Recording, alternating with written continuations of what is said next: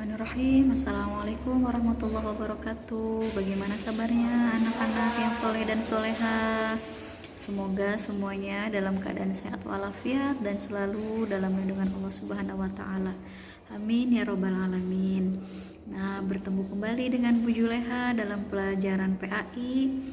Nah, pada kesempatan hari ini kita akan belajar tentang kisah keteladanan Nabi Nuh. Nah, sebelum belajar dimulai, mari kita bersama-sama membaca doaan.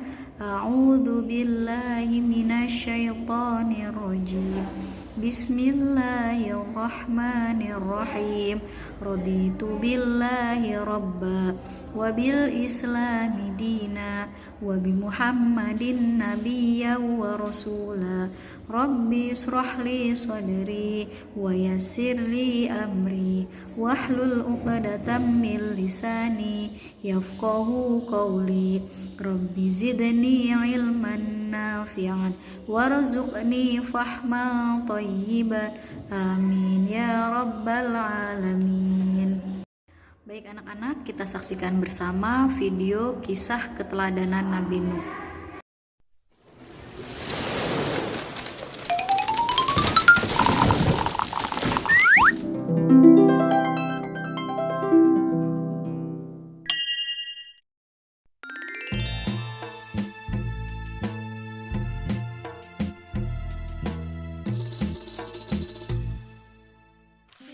Kisah Nabi Nuh alaihi salam. Setelah Nabi Idris alaihi salam wafat, sedikit demi sedikit iman masyarakat mulai menipis. Iblis dan pasukannya semakin gemar menggoda mereka. Kemudian mereka mulai senang membuat patung. Mereka membuat patung untuk menghormati para pahlawan, leluhur, tokoh-tokoh yang sudah mati. Patung-patung itu diberi nama sesuai nama para tokoh itu. Dari sekedar penghormatan, lama-kelamaan mereka mulai menyembah patung-patung itu. Mereka percaya bahwa patung-patung itu mempunyai kehebatan dan kekuatan yang bisa melindungi dan menentukan nasib mereka. Di antara patung-patung yang disembah itu, ada 5 yang paling mereka agungkan, yaitu Wa'ad, Suwa, Yahud, Yauk, dan Nasr. Inilah asal mulanya manusia menyembah patung dan berhala. Tentu saja, ini semua hasil pekerjaan iblis dan pasukannya yang berusaha sekuat tenaga menyesatkan manusia agar tidak menyembah Allah dan masuk neraka bersama mereka. Allah tidak membiarkan manusia tersesat semuanya tanpa petunjuk. Maka Allah memilih Nuh alaihi salam untuk mengingatkan kaumnya agar mereka meninggalkan penyembahan dan berhala dan kembali menyembah Allah Subhanahu wa Ta'ala. Siapakah Nuh alaihi salam? Nuh adalah cucu dari Nabi Idris. Fisiknya kuat, terbukti dari umurnya yang sangat panjang, sekitar 1000 tahun. Hatinya mulia dan sabar luar biasa. Pikirannya juga sangat cerdas, rendah hati, soleh, dan taat kepada Allah. Nabi Nuh adalah Rasul Allah Subhanahu wa Ta'ala yang pertama. Sebelumnya, Allah hanya mengangkat nabi-nabi saja.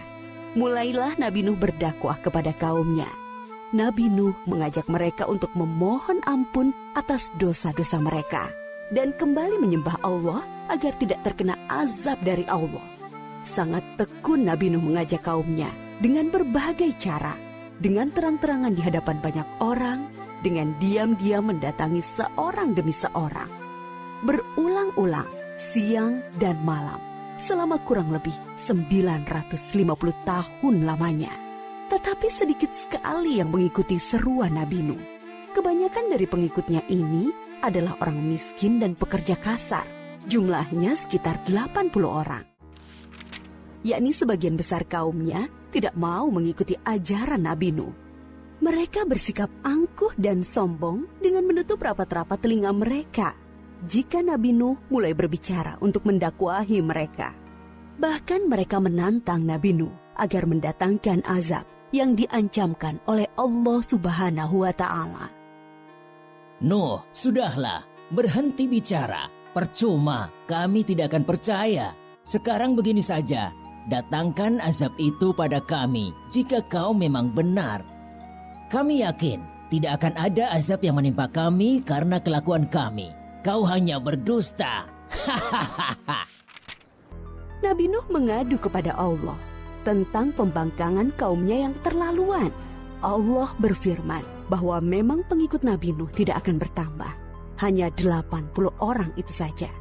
Selebihnya mereka semua tidak akan beriman karena mereka sudah sangat sesat.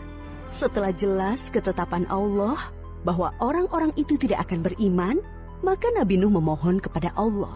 Tuhanku, musnahkanlah seluruh orang durhaka itu dari muka bumi. Mereka hanya membuat kerusakan dan melahirkan anak-anak yang durhaka.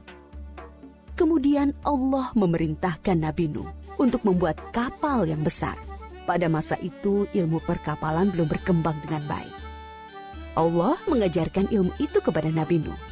Maka Nabi Nuh bersama pengikutnya membuat kapal besar terbuat dari kayu.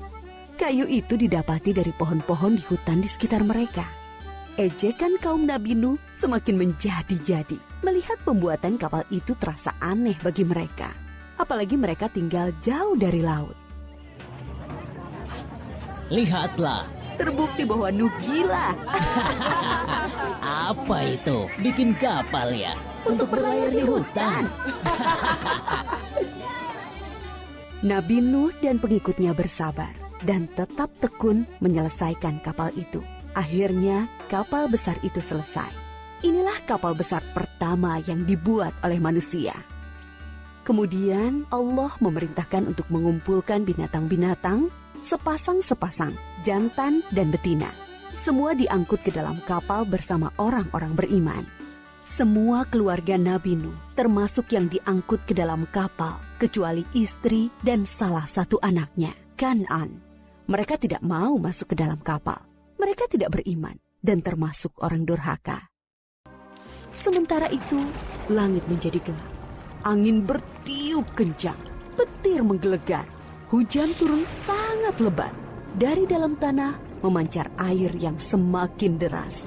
Juga dari dalam rumah-rumah penduduk, dari dapur-dapur mereka. Dengan cepat, air membanjiri bumi.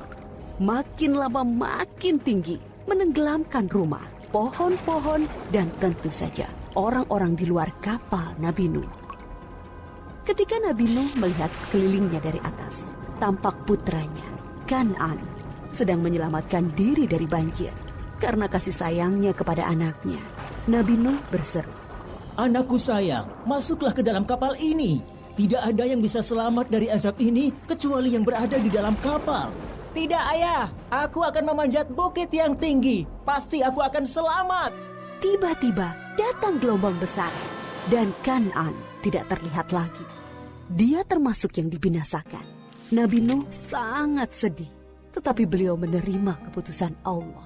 Di dalam kapal, Nabi Nuh bertasbih, memohon ampun dan berdoa tidak henti-hentinya bersama orang-orang beriman. Setelah beberapa hari, Allah memerintahkan bumi untuk menelan banjir itu. Hujan berhenti, air pun surut masuk ke dalam tanah. Kapal pun berlabuh di daratan lagi. Orang-orang beriman keluar dari kapal dengan tetap bertasbih. Syukur yang tiada terkira. Mereka memulai hidup baru tanpa gangguan orang-orang kafir yang sudah tenggelam. Dibinasakan Allah karena kesesatan mereka. Kisah Nabi Nuh memberikan kita pelajaran bahwa durhaka kepada Allah dan tidak patuh kepada Rasul utusannya membuat manusia ditimpa azab di dunia ini maupun di akhirat. Kisah dari Nabi Nuh tadi, sifat yang harus kita contoh yang pertama adalah sabar. Artinya menahan diri dalam menghadapi cobaan yang Allah berikan kepada kita. Sifat sabar Nabi Nuh alaihissalam ditunjukkan kepada umatnya yang menolak ajarannya untuk menyembah Allah. Sifat yang kedua adalah tidak putus asa. Nuh alaihissalam tidak putus asa meskipun ditentang umatnya.